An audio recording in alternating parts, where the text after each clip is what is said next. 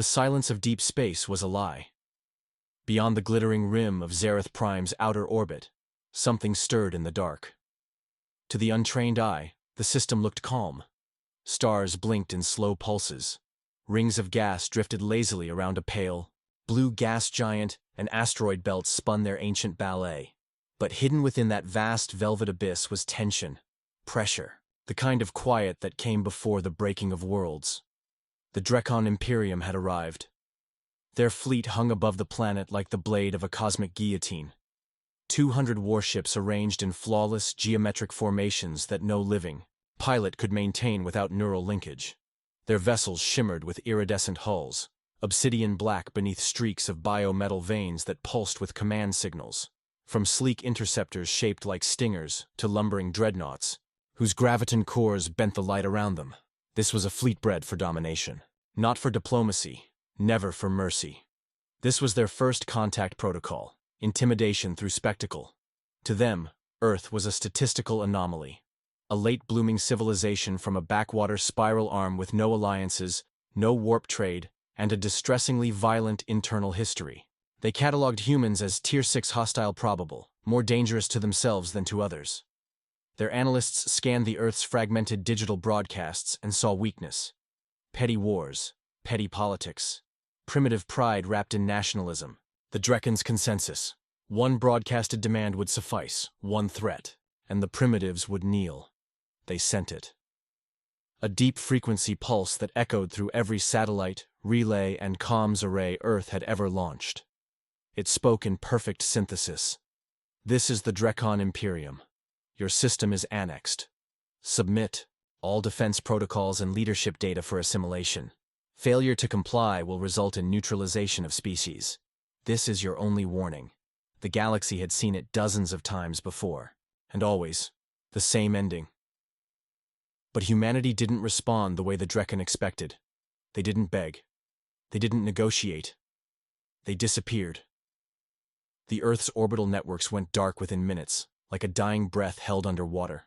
Military satellites shifted into black protocols, civilian channels rerouted.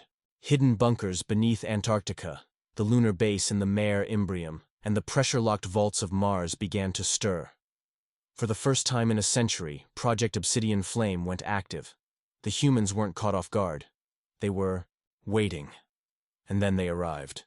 Emerging from the edge of the system like ghosts from a forgotten war, the fleet that humanity had hidden from even its own citizens surged into motion. The HSS Judicator led the charge, its hull a matte black prism wrapped in quantum foam armor that flickered with reactive shielding. At over 6 kilometers long, it was less a vessel and more a floating fortress, an apex predator cloaked in the skin of a weaponized black hole. Its pulse thrusters didn't fire. They hummed, vibrating space itself as it moved. Flanking it were 6 Vortex-class cruisers, their spines lined with grav-lance emitters and drone bays capable of launching 1,000 autonomous fighters per second. Behind them, in perfect synchronicity, came the stealth ships, the Spectres. Human engineering had cracked the boundary between light and shadow. These vessels weren't just invisible, they were absent. Even the Drekon's psionic sensors failed to detect them until it was too late. The moment of collision was a whisper, then a scream. Human ships didn't open fire in a traditional salvo. They unleashed reality fractures. Tiny micro-singularities burst like flares across the Drekon vanguard. Time itself shimmered. Ships vanished, reappeared, and then crumpled into themselves like paper crushed by gravity. A Drekon frigate screamed a warning across their neural mesh, seconds before its reactor inverted and shredded 20 nearby vessels in a chain of silent explosions. Vurkaz, the infinite strategist, commander of the Drekon fleet and veteran of 600 planetary subjugations, recoiled in his command cradle. His secondary hearts accelerated. His breathing vents hissed with disbelief. This was no disorganized resistance. This was calculated defiance. The humans weren't reacting. They were executing a plan. From the bridge of the Judicator, Captain, Alea Thorne stood in her grav harness, expression like stone carved by war. Her uniform bore no nation's flag. Humanity, for the first time in its history, had unified under one banner: survival. She watched the chaos unfold with calm precision, reading tactical data not from screens but from her neural uplink, her mind intertwined with HaloNet, the most advanced war command AI Earth had ever built. Pinpoint their neural relays. Sever their coordination. Let them feel what we felt during our fractured centuries, she said coldly. Make them bleed confusion. Her weapons officer, a former Martian colonel with cybernetic ocular implants, smiled grimly. With pleasure. Ma'am, the next wave of attacks wasn't aimed at ships, it was aimed at communication. Jammers, viral data pulses, pulse frequency distortions. The Drekken fleet, once a flawless instrument of war, began to stutter. Orders collided, targeting systems looped. Friend fired upon friend. And into the chaos flew the specters. Boarding, ships that penetrated hulls like phantoms, disembarking soldiers clad in phase-shifting armor, with grav compression rifles capable of folding matter into molten cores. Verkaz transmitted one final warning. You wield stolen technology. You are an evolutionary error. We are the stars. Thorn's reply was brief and brutal. You knocked, we answered. Now listen to our greeting. And with that, the Judicator fired the Basilisk Lance, a weapon Earth had classified so deeply it wasn't even mentioned in simulation drills. It didn't explode. It spoke. A resonance beam encoded with harmonics derived from alien dread frequencies, engineered to cause dissonance in Drekken neural pathways. Every ship it touched froze, then convulsed, then burst in shimmering silence. It wasn't just death. It was undoing. On Zareth Prime, watching from below, native inhabitants of the once occupied world stared upward as the sky burned with unnatural colors. For centuries, they had feared the Drekken as gods. Now, they saw something else descend from the heavens, something scarred, relentless, and filled with terrible resolve. Humanity. And far above, watching the entire battle unfold, a council of ancient AI, keepers of Earth's hidden past, spoke in tandem from their Europan citadel. The first contact protocol has failed. Phase 2, initiated. The stars are no longer safe. For the first time in recorded Drekken history, regret had entered the mind of an Imperium. The Drekken fleet was already spiraling into chaos. What had begun as a meticulously orchestrated display of power, a demonstration to break humanity's spirit and demand submission, had turned into a brutal lesson in what happened when you underestimated a species you'd considered a mere afterthought. The deadly precision of human technology had become the stuff of nightmares, and the Drekken Imperium, whose entire philosophy rested on their superior strength and ancient wisdom, now found themselves on the receiving end of a force they couldn't comprehend. Verkaz, the infinite strategist, had never known defeat. His body was designed for war. His skin laced with nanofiber that healed itself as quickly as his mind adapted to the horrors of battle. His neural mesh, a direct connection to his fleet, his weapons, his very thoughts, was a thing of unparalleled efficiency. In the moments before the Basilisk Lance had torn through his flagship, Verkaz had tried to calculate a countermeasure. But by then, it was too late. The Basilisk Lance did not simply kill. It unmade. The beam's resonance scrambled, the very fabric of the Drekken fleet's collective neural coordination, sending shockwaves through their consciousness. Systems failed. Not just physically, but on a mental, almost spiritual level. The Drekken were telepathic beings, connected not just through machines, but through deep psychic linkages that allowed them to think as one. The Basilisk Lance wasn't just an EMP. It was a weapon designed to tear apart the foundation of their unity.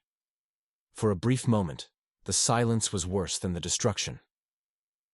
The Drekken fleet froze in the void of space, frozen in a cognitive stasis that turned the once crushing formation into a disordered mass of drifting ships. Some of the smaller craft were caught in a cycle of fracturing thought, experiencing rapid, uncontrollable fluctuations in sensory input, their systems shutting down as they became prey to their own mental chaos. Then, without warning, the humans pushed forward. From the Judicator, Captain Alea Thorne's voice rang out like a conductor guiding an orchestra through a crescendo. Phase 2. Engage. It was more than just a command. It was a transformation. The fleet moved like a living entity, shifting from a defensive posture into a methodical, coordinated strike. The first salvo wasn't just missiles or energy beams. It was neural penetration.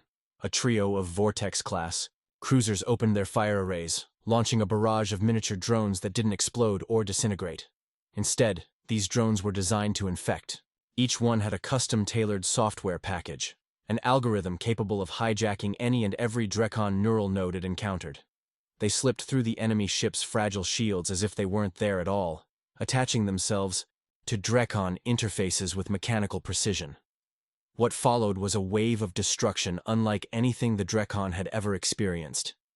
Their once impervious tactical cohesion collapsed as their minds were overrun by foreign thoughts, by the brutal, unrelenting human will. On the bridge of the Judicator, Captain Thorne's eyes narrowed as she watched the results unfold on her data feed. Their minds are unraveling faster than predicted. Excellent.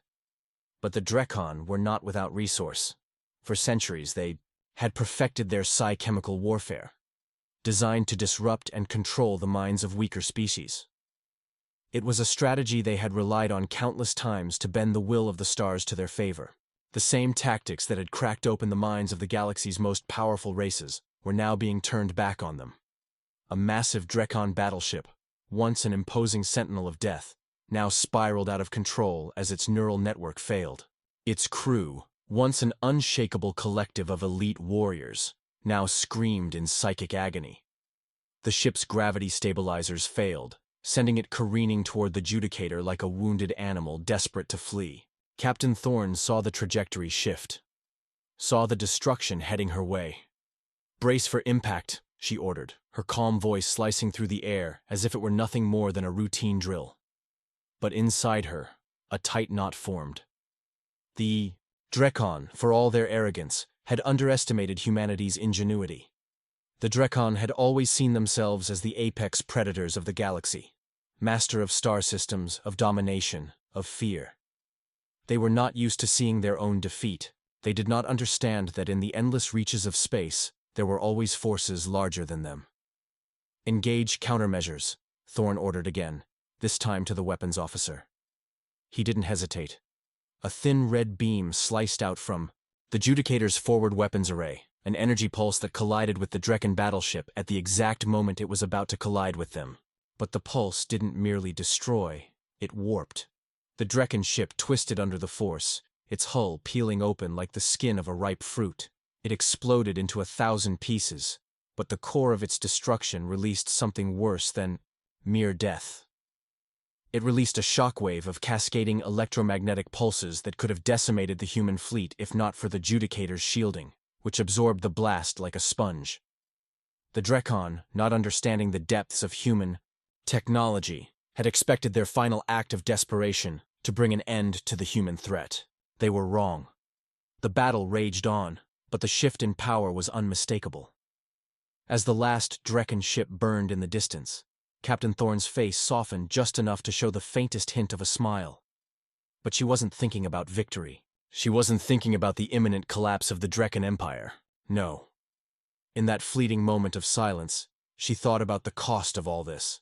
How long humanity had been waiting in the shadows for a day like this. How many generations had struggled and toiled to build the strength to do what they were doing. Now. And how, when the dust settled, when the stars were quiet again, humanity would stand not just as survivors, but as the galaxy's most dangerous force. The message was clear. The Drekon had made a mistake. They had knocked on the door of a species they thought they could break, and now they were paying the price. As the remaining Drekon warships fled, their once imposing fleet now a shattered remnant of its former self, a new order was beginning to take shape in the void of space. Humanity had made their statement, not just through their military power but through their sheer will. The Drekon had underestimated them, and now they would remember the name of Earth for generations to come. Across the galaxy, word would spread of the humans who had turned the tide of war with nothing but grit and ingenuity. But, as the Judicator and its fleet drifted toward the edges of Zareth Prime's atmosphere, something far more unsettling occurred within the mind of Captain Thorne. They had only begun. The Drekon were not the only ones watching this battle unfold. And soon, humanity would face forces far more dangerous than any they had yet encountered. As the remnants of the Drekon fleet scattered like shattered glass, The galaxy itself seemed to breathe a collective sigh of relief. The fragile peace that had held for centuries now teetered on the edge of chaos.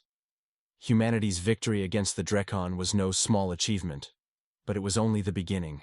The universe was vast, filled with factions and civilizations beyond the comprehension of even the most brilliant human minds.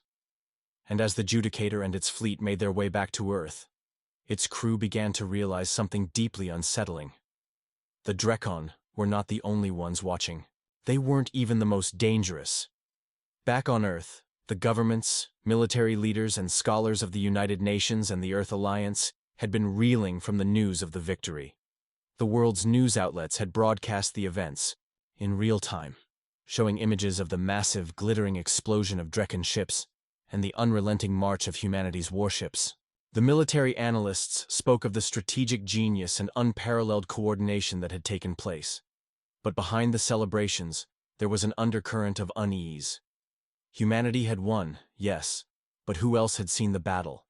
Who else had been observing Earth's moment of power?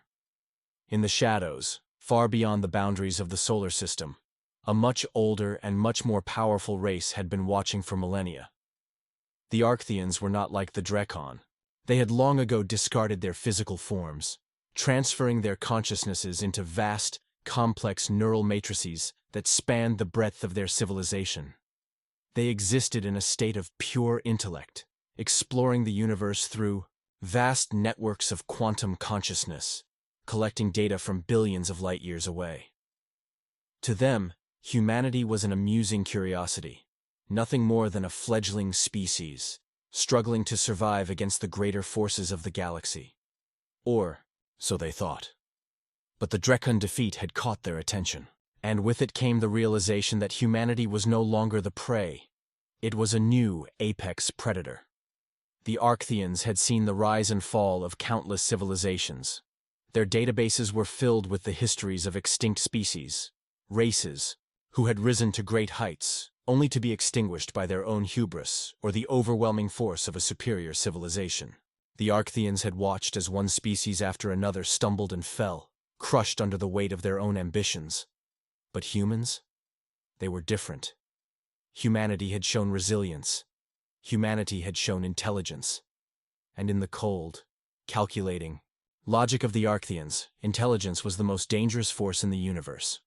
In the deepest, most secure chamber of their High Council, the Arctheans convened. Their collective consciousness, a vast neural network of billions of minds connected, through quantum entanglement, hummed with activity. The image of the Judicator's victory over the Drekon was displayed before them, a moment in history they had not expected, one that altered their calculations. Humanity is not what we thought, the leader of the Arcthean Council, Azeroth, intoned, his voice reverberating through the chamber like a whisper across time itself. They are more than just an aberration. They are evolving faster than we anticipated. Faster than any species we have ever studied. The other council members, their minds syncing in perfect harmony, processed this information. The Drekon had fallen, yes, but that was only part of the story. Humanity's warships, built with a mix of advanced AI, cutting-edge propulsion, systems, and quantum weaponry, were not just powerful, they were innovative. Unlike any civilization the Arctheans had encountered before, humanity had the ability to adapt, to improve, and to develop new technologies at an unprecedented rate. They were an anomaly, one that could either be a force for unimaginable good, or a threat that could destabilize the entire galaxy. What do you propose? Another council member, Lirin, asked. Azeroth paused. We observe, we study, we wait for them to make the next move. But if they grow too powerful, we will have no choice. Humanity must be contained. The decision was made. The Arctheans would not act immediately. Their strength was in their patience. They had watched civilizations fall into ruin because of reckless action, and they would not make the same mistake. But they would prepare. They would set their plans into motion, slowly, carefully. They would plant seeds of doubt in the minds of the most influential galactic empires. They would create fractures in the alliances humanity had forged. And when the time was right, when humanity was at its most vulnerable, the Arctheans would strike. They would show the humans that even the greatest of predators could be hunted. As the Arctheans made their plans far from the council chamber, humanity was already preparing for the next phase. The Drekken might have been defeated, but the question still lingered.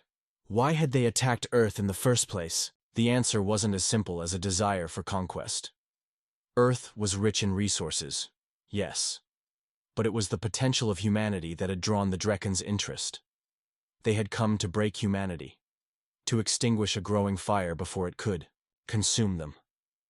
But now that fire had been stoked into something far greater. Captain Alea Thorne, standing on the bridge of the Judicator, felt the weight of that realization settle over her. Earth had won. No, Earth had survived. And that survival had cost the Drekken their empire. But survival wasn't enough. Humanity's existence would no longer be about fending off invaders. It would be about taking the fight to the stars. They would no longer be the prey, the underdog. Humanity would be the ones who define the future. Set course for the Andromeda sector, Thorne commanded. We need to learn more. We need to know who else is watching. As the Judicator's engines roared to life, humanity's journey into the unknown began anew. The universe was vast, filled with dangers and mysteries beyond their understanding. But now, armed with the knowledge that they had the power to reshape the galaxy, humanity would no longer shrink into the shadows. They would step into the light, and they would make sure the universe knew their name. As the Judicator slipped into the cold, empty reaches of deep space, humanity's once unimaginable role as an interstellar force was beginning to solidify. Captain Alea Thorne stood at the command center, her gaze fixed on the infinite expanse of stars that stretched before them. It was quiet. Too quiet. The hum of the ship's engines was the only sound that filled the otherwise still space. The weight of the past weeks, the battles, the victories, and the losses hung heavy in the air. Yet, amidst it all, there was a sense of anticipation, a feeling that something profound was on the cusp of unfolding. Humanity was not just surviving anymore. They were evolving into something far greater than anyone had ever anticipated. Far beyond the solar system, the galaxy was a vast, complex network of interconnected empires, ancient alliances, and forgotten species. Most of it had remained unknown to humanity until now. The Andromeda sector, a region teeming with ancient ruins and uncharted territories, had been a point of interest for scholars and explorers for centuries. To most species, it was a region of mystery, distant and forbidding, filled with legends of lost civilizations and powerful artifacts. But humanity's success against the Drekken had changed everything. No longer would they merely study the galaxy from the sidelines. They would dive headfirst into the heart of it. The crew of the Judicator, battle-hardened and resolute, had been given their orders. Investigate the Andromeda sector. Seek out any remnants of the Drekken fleet. And, above all, find answers. Why had the Drekken chosen Earth as a target? What were they really after? The answers lay somewhere beyond the stars, in the deep, uncharted void. But as they journeyed deeper into the unknown, a sense of unease began to build. Something wasn't right.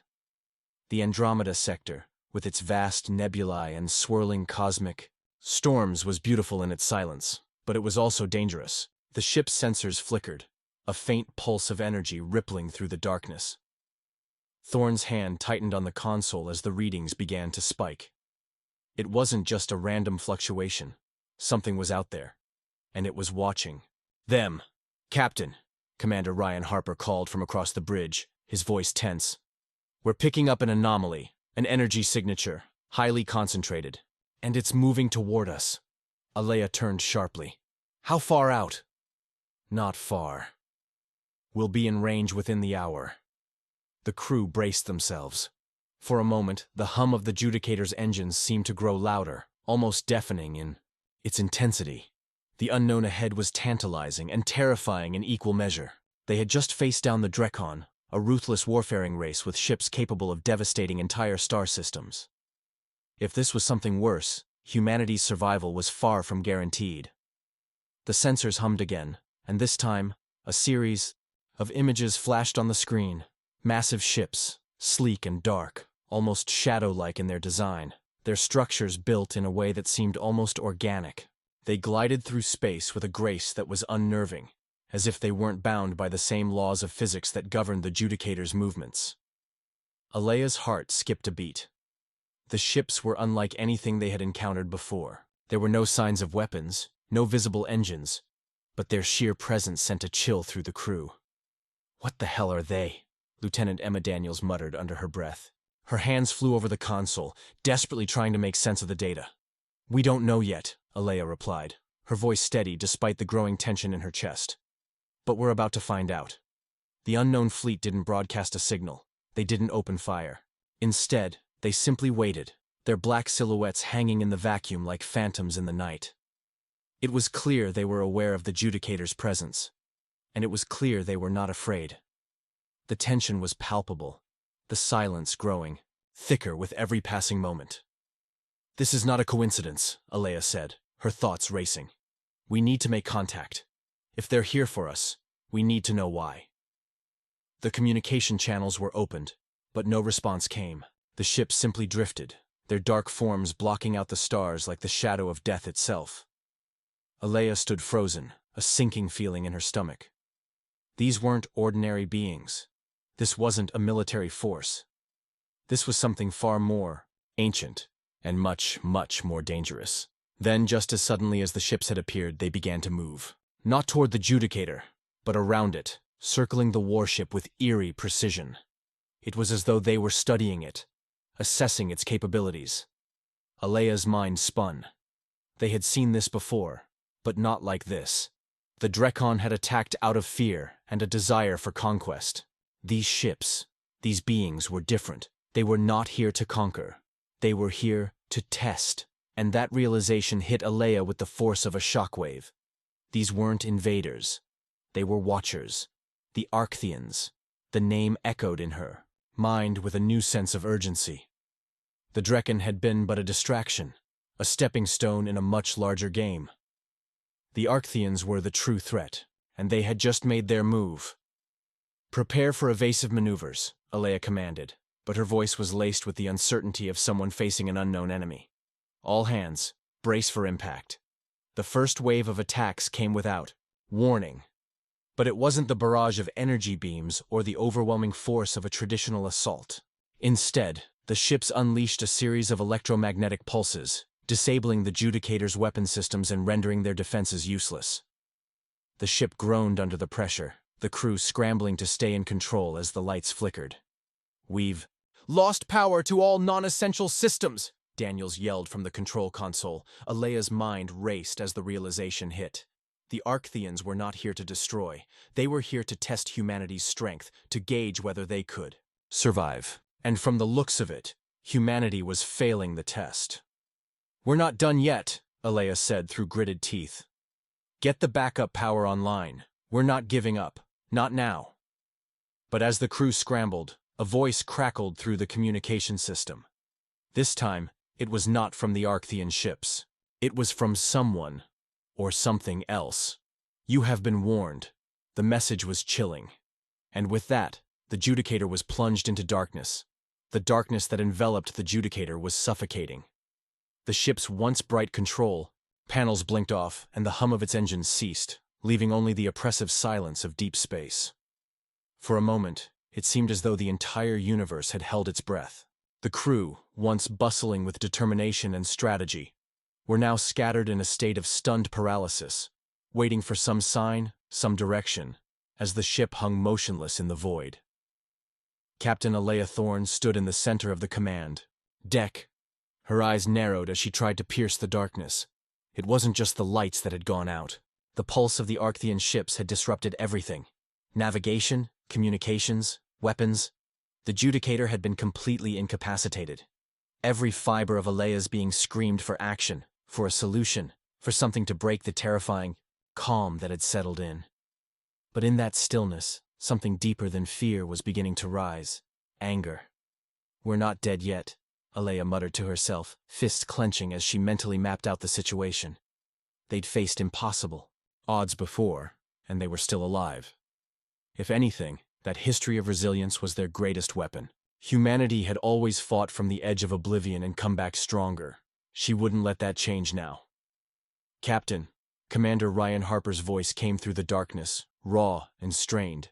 "We've got power back to critical systems. Life support's still online, but our weapons are still offline, and we're still in their sights." The Arcthean ships circled them like vultures, the eerie, organic shapes now hovering at an even closer range.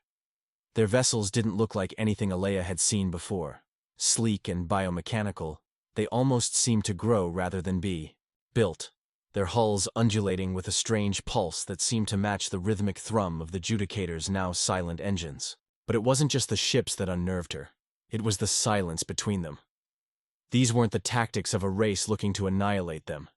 These were the methods of an intelligence that wanted to probe, understand, and most of all, test. But for all their alien precision, for all their terrifying mastery over the laws of physics, they had underestimated one thing: humanity's refusal to give up. "Reinforce shields," Alea barked, her voice cutting through the silence like a blade. "Initiate evasive maneuvers as soon as the engines are online. We'll give them a show they won't forget." Around her, the crew scrambled to execute her orders, their movements sharp, driven by the instinct to survive. Alea's mind raced as she considered their next move. The Arcthean ships were far more advanced than anything humanity had ever encountered. But the Judicator wasn't an ordinary warship. It was humanity's statement to the galaxy. A warship forged from the fires of battle and the blood of 1,000 sacrifices. It wasn't just a ship. It was hope, a symbol of everything humanity stood for. As the last of the power systems flickered back to life, Alea's mind snapped back to the present. Her eyes locked onto the nearest Arcthean ship, its haunting silhouette still circling. No more waiting, no more hesitation. They had to take the fight to them. "Harper," Alea said, her voice now full of conviction. "Target their power relays with everything we've got. Full power to forward shields. I want our weapons back online now." Harper gave a quick nod, his fingers flying across the controls. Within moments, the hum of the engines grew louder, a faint rumble that gradually swelled into a familiar roar. The Judicator was coming back to life. In the cockpit, Lieutenant Daniels and her team worked furiously to recalibrate the targeting systems. As the ship's systems slowly returned to full functionality, the lights flickered once more, casting eerie shadows across the command deck. There was no time to waste. Alea could feel the cold weight of the Arcthean ships hovering just outside the Judicator's viewports, like hunters closing in on their prey. But the humans were ready now, and the game was changing. "Shields at full power," Daniels called. "Out," her voice tight with intensity. "Weapon systems are coming online in 3, 2, 1. The sudden surge of energy that coursed through the ship was palpable. Alea's heart raced as she felt the familiar hum of the weapons systems coming back to life. She wasn't sure what they would face next, but she was no longer concerned with survival. Now, it was about sending a message. The Judicator's engines flared with sudden power, and the ship surged forward, its massive hull breaking through the eerie stillness of space. In an instant, the massive, gleaming structure of the Arcthean fleet was no longer distant. They were in range, and they had made one fatal mistake. They had underestimated humanity's will to fight. With a roar that seemed to echo through the very fabric of space itself, the Judicator fired. Beams of pure energy shot out, cutting through the void, striking the first of the Arcthean ships. The alien vessel exploded in a burst of light and matter, disintegrating into a cloud of cosmic debris. The shockwave from the explosion rocked the Judicator, but Alea's focus never wavered. Another Arcthean ship fired back, sending a deadly pulse toward the Judicator. But this time, they were ready. The ship's shields held firm against the onslaught, deflecting the energy away with barely a shudder. Alea's hands flew over the controls, guiding the Judicator into evasive maneuvers, ducking and weaving as the ship engaged in a deadly dance with the alien fleet. Each strike of the ship's weapons brought humanity one step closer to proving their worth, to showing the Arctheans that they were not to be taken lightly. More explosions rippled through the void as the Arcthean ships began to fall, one by one. The battle wasn't over, but humanity had finally taken the first step toward turning the tide. The Arctheans had come, expecting a race of primitive beings to kneel before them. Instead, they had found a species that would fight, tooth and nail for its survival. And as the last of the Arcthean ships disintegrated into nothingness, the message was clear. Humanity was no longer a force to be trifled with. In the aftermath, as the Judicator hung in the silence of space, Captain Alea Thorne stood once more at the command center, looking out at the vast, uncharted expanse before them. The battle had been won, but the war, that was just beginning. And for the Arctheans, the regret of their first contact would echo through the stars, a reminder of the terrible mistake they had made. They had underestimated humanity, and now they would learn that such a mistake could cost even the most powerful civilizations their existence. As the Judicator drifted into the unknown, the universe stood still, waiting. But the story of humanity had only just begun, and the galaxy would never be the same again. I hope it provided the immersive, detailed narrative you were seeking. If you found it engaging, feel free to like, share, and comment below. Your feedback is always appreciated.